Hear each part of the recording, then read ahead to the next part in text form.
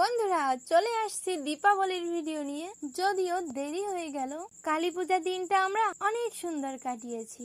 আসো তোমাদের প্রথম থেকেই দেখাই। প্রথমেই তুলা দিয়ে সলতে বানিয়ে নিচ্ছি, আর ওদিকে মাটি এনে রাখছি প্রদীপ বানানোর জন্য।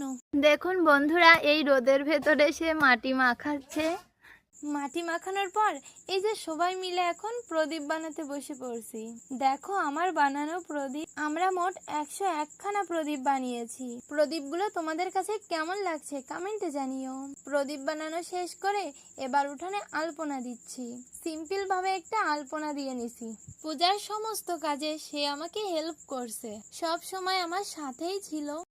দেখো বন্ধুরা, ফাইনালি সন্ধ্যা নেমে আসছে আর আমরা আলপনায় প্রদীপ জ্বালিয়ে দিলাম। দেখো কি সুন্দর লাগছে, জাস্ট ওয়াও। এবার বন্ধুরা বাজি পোড়ানোর পালা।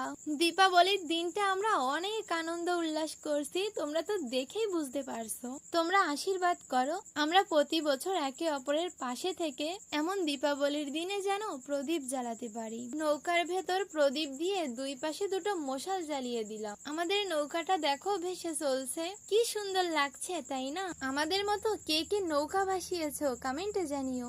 পরিশেষে বলি, দীপাবলির মতো প্রত্যেকের জীবন আলোয় আলোকিত হয়ে উঠুক।